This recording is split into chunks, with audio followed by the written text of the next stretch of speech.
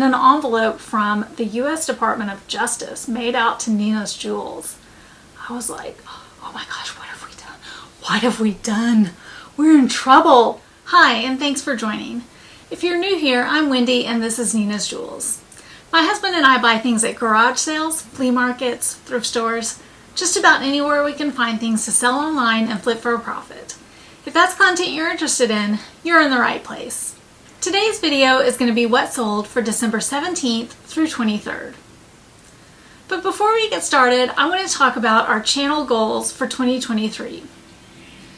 If you're already subscribed, thank you so much for subscribing. Last year, we were so excited to get monetized and grow our channel to over 2,800 subscribers.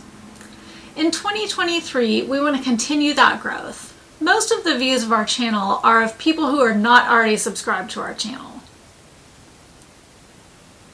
If you're watching and you're not already subscribed, consider hitting that subscribe button. We think you won't regret it. And consider hitting that like button.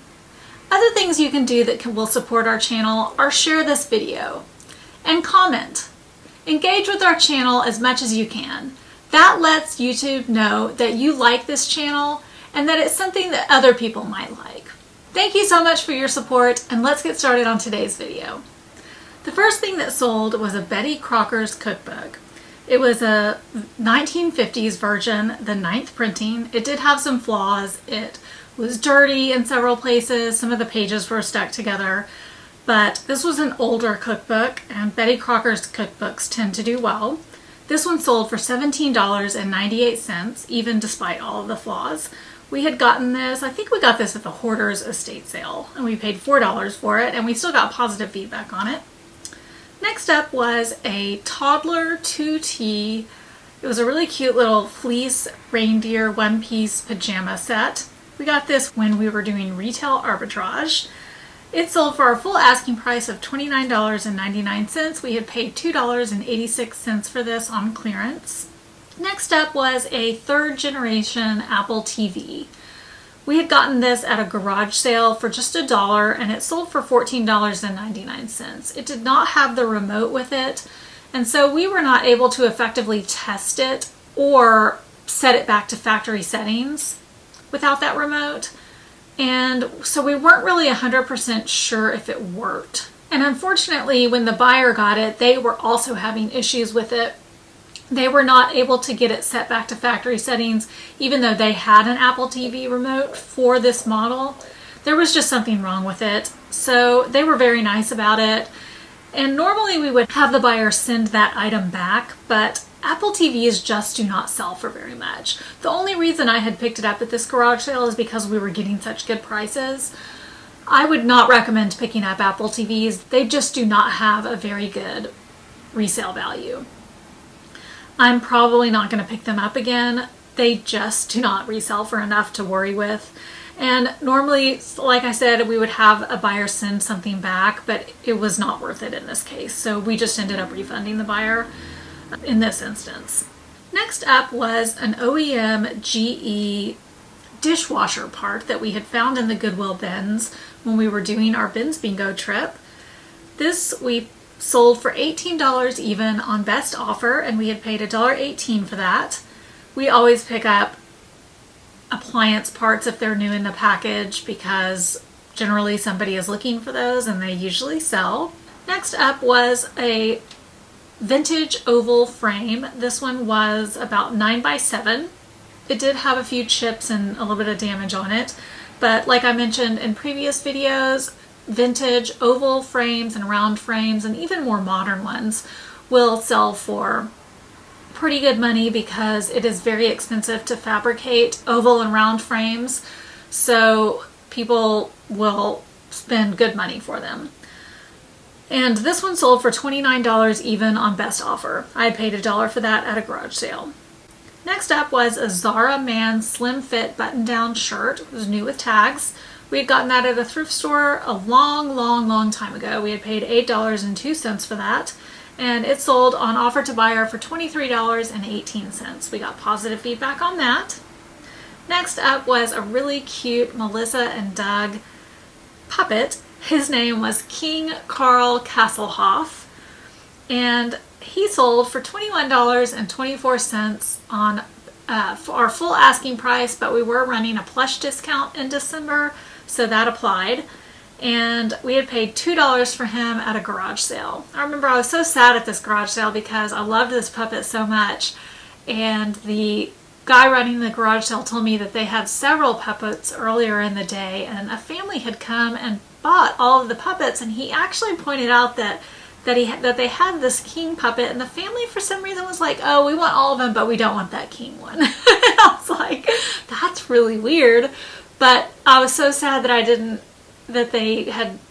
guess I was happy that they left the king puppet, but I was like, oh, I was so sad that I missed out on those other puppets. So anyway, I was glad that we sold this one though.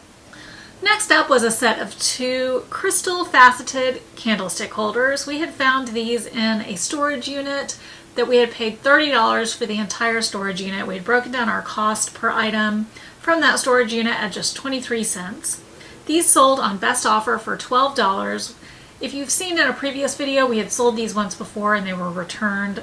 So we did have some original shipping cost on these. We were all in for $6.05 with that shipping cost. But this buyer seems happy with them, and they seem like they're in their forever home. So hopefully they will stay that way.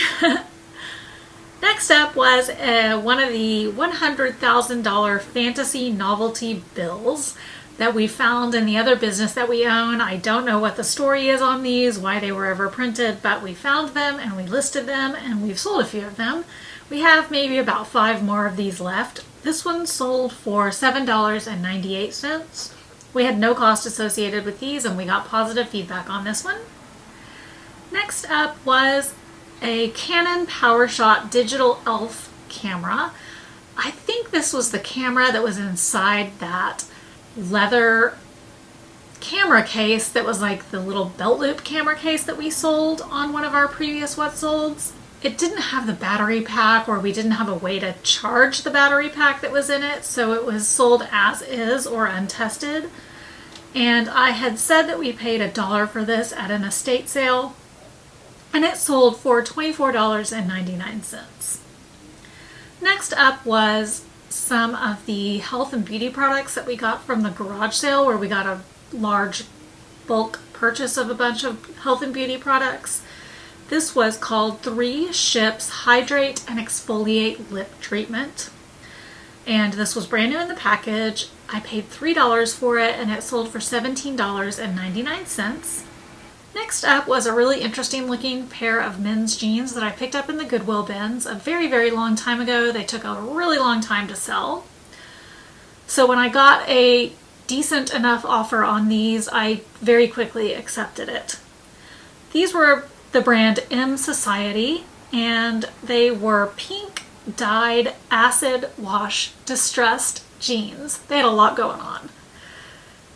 They sold for $25 even on best offer, and we had paid 92 cents for those in the bins. We did get positive feedback on them. So they had someone who really liked them out there, which I figured they would when I saw them because they had a very specific look to them. It was just about finding the right buyer. Next up was a 2-slice sandwich panini press. This was an item that we had gotten at a garage sale. We paid, we paid $2 for it, and it sold on offer to buyer for $51.98. Unfortunately, we did have an INAD, or item not as described, return opened on this, and the buyer stated that it was not in excellent used condition, which is how we had described it. He said that it was dirty and that the bottom plate had scratches on it, and that also there was a scratch on the handle. So of course, we said no problem, you're welcome to return it. And I knew that it didn't have scratches, I knew that it wasn't dirty, but I also knew that there was a very, very tiny scratch on the handle, which we didn't specifically disclose, but we did have a photograph of. So I guess the issue was that my definition of excellent used condition and his definition of excellent used condition didn't necessarily align. However, there were not scratches in the panini press, and it wasn't dirty. The plate was just kind of slightly discolored from use, because, you know, sometimes when you heat up things like cheese and things like that, it just discolors the plate, and he was seeing that as being dirty, and it wasn't dirty, it was just discolored. So it was not a problem. We accepted the return. It was frustrating that he opened it as item not as described, because it was not scratched and it was not dirty, and that was kind of offensive to me that he said that we listed an item that was dirty because we didn't. But it didn't matter, you know, we accepted the item back and we've got it relisted, and I specifically disclosed the scratch on the handle, and I then added to the listing that there was some mild discoloration on the bottom plate. So, you know, like I've mentioned in previous videos, when we have an issue with an item that's returned, I always try to improve our listing in some way from that to prevent issues with future purchases. I think I did leave in the listing, not necessarily in the title, that it was in excellent used condition, but I do think I left in the item description that it was in excellent used condition, because it is in excellent used condition. I just further clarified those potential issues with the item so that there would be no question about it. So anyway, we haven't had any problems with it. The buyer was actually nice, you know, very nice about it.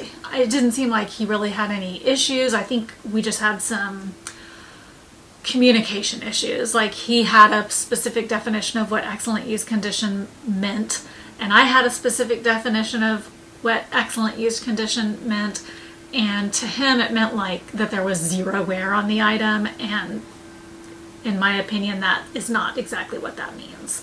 So sometimes that's going to happen, and you know, that's why there are returns, and that's why you have to be patient with buyers as well.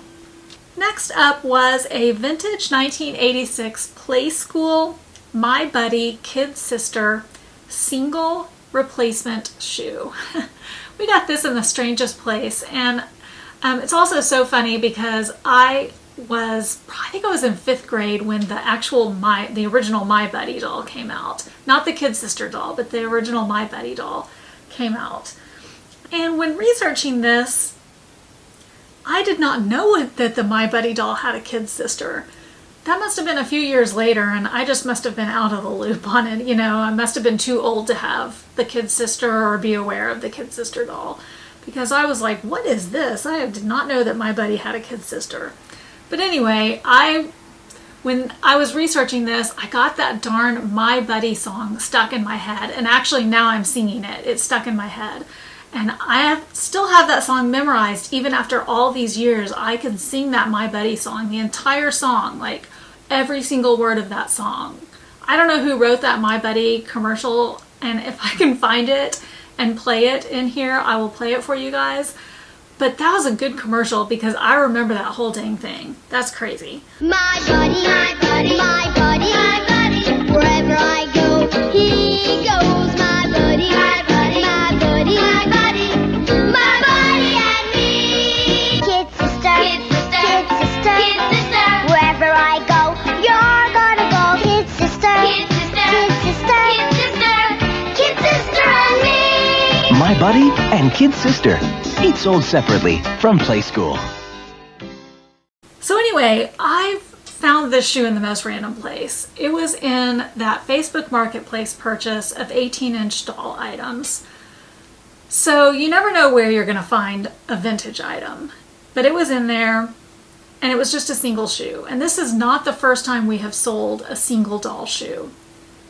And we have sold a single modern doll shoe. So don't count out selling a single doll shoe, because if somebody loses a doll shoe, where do you think they're going to go looking for it? They're going to go to eBay. So we have sold it. Just be very, very clear in your listing and specifically in your title that you are listing a single doll shoe, because, you know, people do not read things well, and they will a lot of the times think that you're selling 2 doll shoes, even if it's a photograph of one. We've had that issue before too. But anyway, we sold this, and it was just the single doll shoe, And I got that in a bag of modern items, and it was just in there. So I researched it by using Google Lens, figured out what it was. We listed that, and it sold for $11.98 on offer to buyer. It did take a couple months to sell, I guess, but not that long considering it was such a specific item, and we had paid just 67 cents for that. Next up was a lot of 14 softball training DVDs by the brand Championship Productions. These Championship Productions DVDs, y'all, if you ever see those out in the wild, those are worth picking up. I think we've sold the football ones that we picked up and these softball ones that we picked up, and we still have some tennis ones listed. But these things sell for a lot. If I ever see these anywhere again, I am definitely picking these up. These sold for $63 even on best offer, and we had paid just $6 for these at a garage sale. So that's big money, you guys. Next up was the Tread Step riding boots, the equestrian riding boots. We have sold these before and they came back due to a fit issue. I was a little bit worried about selling them again. I was like, is there something wrong with the boots? But this time the buyer seemed happy. We didn't hear anything back. So I think the time we sold them the previous was a issue with the way the girl was sized, not an issue with the boots. So we had picked these up at a garage sale for $10, and this time they sold for $75 even on best offer. But we were all in because of the first time we had shipped those for $25.36, but still a really good pickup. And listen, equestrian items are a really good pickup because we have now sold these equestrian boots and this equestrian riding jacket, and we've made lots and lots of money on this pickup. We still have the riding pants to sell. Next up was a Wilton Ghost Comfort Grip Cookie Cutter. It was brand new. We got this in the Goodwill bins. We paid 92 cents for it, and it sold on offer to buyer for $7.98. Next up was 2 boxes of Clairol Natural Instincts hair dye. This we got at a garage sale. We paid $2 for it, and they sold for our full asking price of $22.49. I think we had them listed for a little bit more, but we were running a promotion on health and beauty items this particular month. One thing to note about selling hair dye, make sure that you do not have your hair dye listed in the global shipping program or the international shipping program. And I don't think we've switched over to the international shipping program yet. So I can't speak to exactly how that works, but make sure you don't have hair dye listed in that, because there are a lot of countries that have rules about shipping your items through customs into their country, and you can get dinged on that. You can get a policy violation for that. So just make sure, with hair dye, I just make sure that it is not turned on to ship internationally at all. Next up was a vintage 22-piece lot of Singer sewing machine accessories. It came like in a box, a Singer sewing machine box, and it was just a bunch of like original stuff, Singer sewing machine stuff, and other various and sundry items. This we got in the Goodwill bins. We paid $1.18 for it. It was the day we were there shopping for Bins Bingo. And this sold for $19.98 on offer to buyer. We got positive feedback on that. Next up was a Columbia Sportswear adult unisex black cotton baseball cap. We got this at a garage sale. We paid 50 cents for it, and it sold on offer to buyer for $10.38. Next up was a Nike adult men's medium dry fit gray short sleeve Clemson Tigers polo shirt. We got this also when we were playing Bins Bingo, and it sold for $15.98. We got positive feedback on that as well. Next up was a 36 count of disposable coasters. They were by the brand Roseanne Beck, and they were like conversation starter coasters, and they were holiday themed. And we had gotten these in the Goodwill bins, not during Bins Bingo, at a different time. We had paid 92 cents for these, and they sold for $14.99, which was our full asking price, but they were neat. They were called conversation starters, and so they were for a party, a holiday party, and they had all kinds of different messages on them. that would get your conversation started at the party. So it had stuff on them like, if you could only eat one dish on the table for the rest of your life, what would it be? And, you know, different items like that. So it would help you, you know, have topics to talk about at the party. Anyway, they were neat. They were neat coasters. Next up was a vintage History of Dark County, Ohio hardcover book. We had gotten this at a garage sale. We paid $1 for the book and it sold for $39.98 on offer to buyer. Next up was a TL Toys 12-inch electric brown dog and Santa's sack plush. And so it was like the butt of the dog hanging out of Santa's sack. And then when you would push the button on it, it would like wiggle around in Santa's sack. It was a really cute little plush. It worked and everything, and we had a video in the listing showing how it worked. We had gotten this at a thrift store. We paid $3.24 for it, and it sold on, I think it sold on our full asking price minus a plush discount for $33.14. Next up was a 2017 Thai Peekaboo tablet holder. You probably saw, if you watched our Goodwill Blue Box unboxing, you saw us pull this out of the box and with like sheer confusion, like what is this item? Because it was kind of an unusual looking item. But this sold, and I'm not surprised because, you know, it was a pretty nice item and would make a nice gift. It was new with tags. So this sold for $21.24, which was our full asking price minus the plush discount, and we had gotten this in the Goodwill Blue Box for $2.19. So we've sold several things from that Goodwill Blue Box. We are kind of flush with plush right now, so we need to sell a little bit more plush, but we might do one of those Goodwill plush blue boxes again, or we might do, you know, a different version of the Goodwill Blue Box again, because that was pretty successful for us so far. We've made money on it.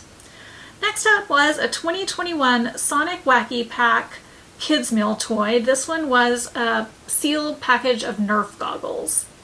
Those Sonic toys are definitely worth picking up. If you're going to pick up any kids meal toys, I would say Sonic would be my #1 pick, because most people don't get Sonic toys, and Sonic toys are some of the best toys out there. They have some of the best collabs with toy makers, and there are definitely collectors of Sonic toys out there. So we do not come across Sonic toys very often, and when we do, we pick them up and they usually sell pretty quickly. These we got in the Goodwill bins for $1.50 and they sold for $14.99. I mean, that's like a regular toy sale price, $15. So you can see that it's like not a Happy Meal toy price. Next up was a pair of flip-flops. These were gifted to me to sell by a family member. These were women's size 7 red Lottie fringe fit flop sandals. These sold for $40 even on best offer. Next up was a Bendy and the Ink Machine figure. We had gotten this at a thrift store out of a toy bag. We paid just 10 cents for it, and it sold for a full asking price of $10.99. Next up was another one of those Astro Boy figures that were new in the package. This one was the actual Astro Boy figure. The other one was like a different character.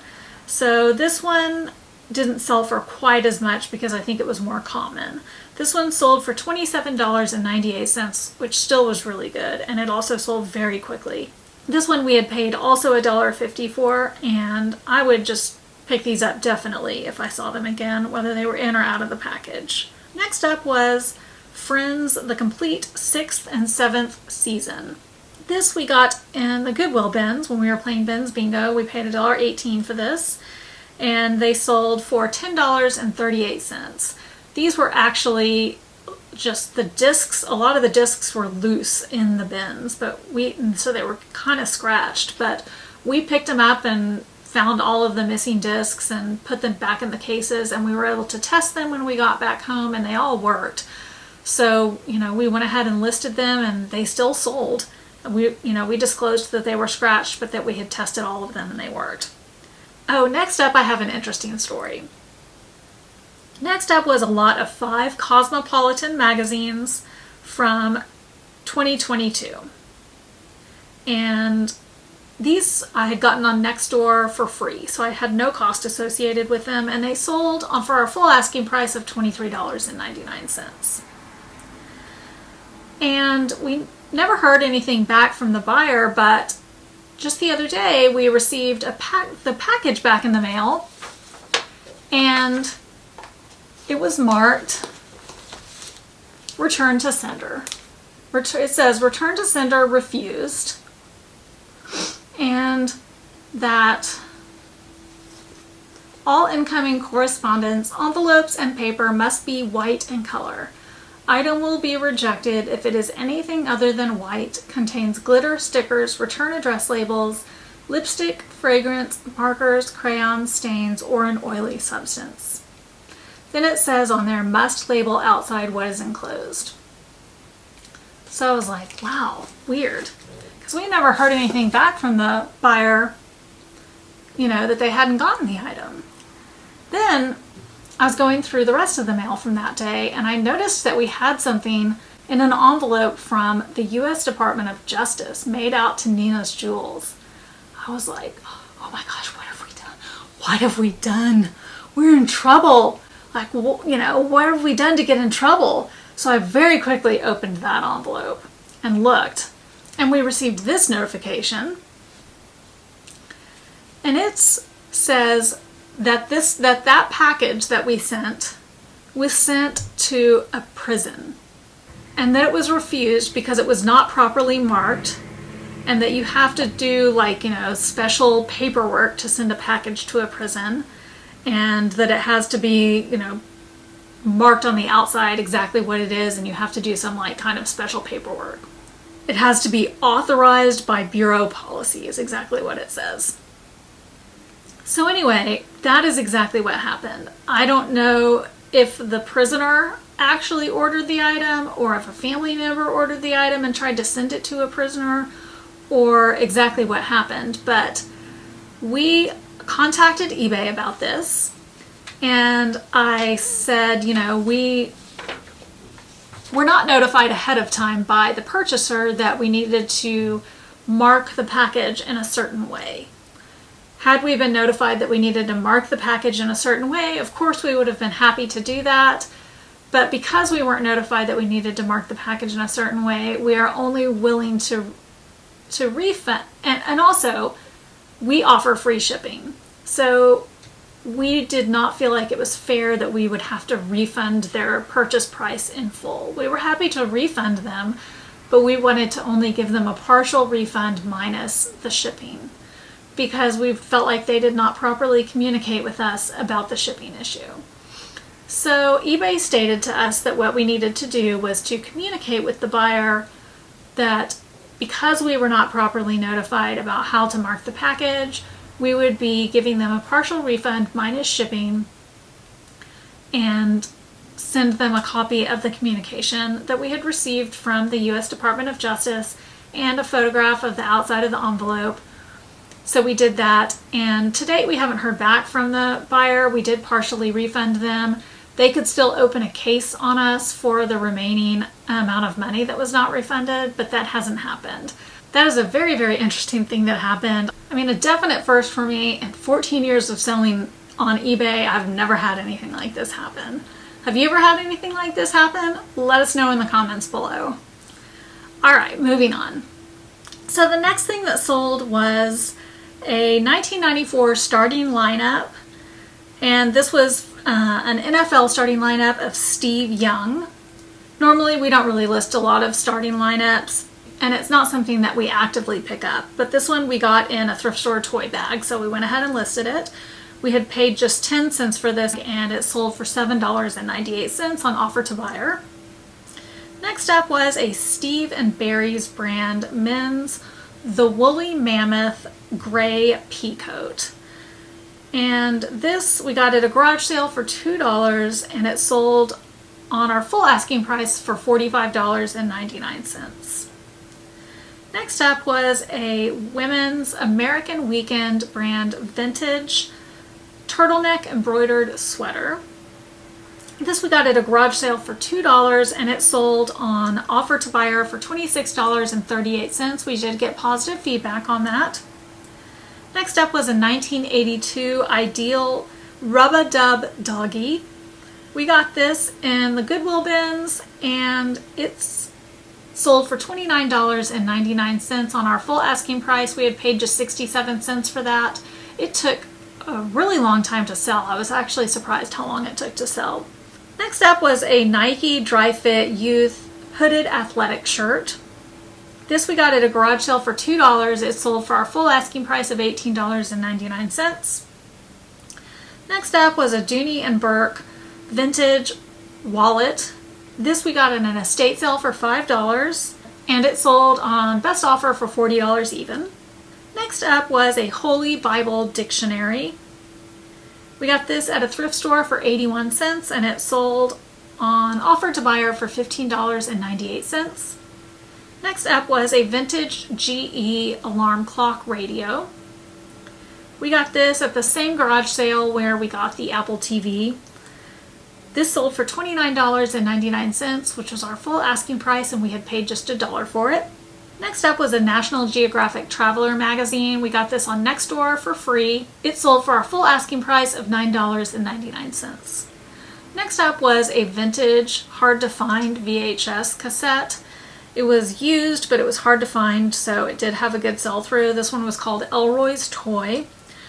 This we got at a thrift store for 23 cents and it sold for $11.18 on offer to buyer. Next up was one of the Birds of the World clocks. I had gotten this at an estate sale. I paid $5.41 for it. Unfortunately, when I got it home, I noticed it had like kind of a chip on the side of it where a little bit of the plastic had chipped off. But it did still sell for $25 even on best offer, so we did make a profit on it, just not as much as we would normally make. Next up was a vintage 97-98 Lady TCU Horned Frogs basketball autographed poster. That sold for $15.18 on offer to buyer. Next up was a vintage Filbert Orcel Paris Evelyn Varone black leather beret. We had gotten this when playing Bins Bingo.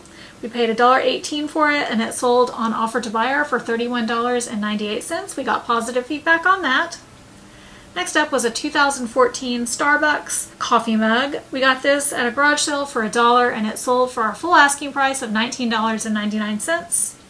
Next up was a package of Prismacolor colored pencils. We got these at an estate sale for $1.08 and they sold on offer to buyer for $11.98. And we got positive feedback on those. Next up was a Zippy Loom Project pattern book. We got this at the Goodwill outlet for 61 cents and it sold for our full asking price of $9.99. And last we sold a pair of BKE from Buckle jeans. These we paid $2 for at a garage sale. They sold on offer to buyer for $27.98. Finally, I'll go over all of my husband's collectible cards that sold for this week. We only sold low value cards this week because we did not list any high value cards. This week we sold 2 low value cards, meaning cards valued at $10 or under, for a total dollar amount of $4.78. That wraps up our video for the week of December 17th through 23rd. I hope you enjoyed it. Don't forget to subscribe with the notification bell turned on so you can be kept informed of all of our latest content and help us grow our channel for the year of 2023. And also don't forget to like and share and comment. Stick around for another video that's going to pop up right over here and we will see you guys on the flip side.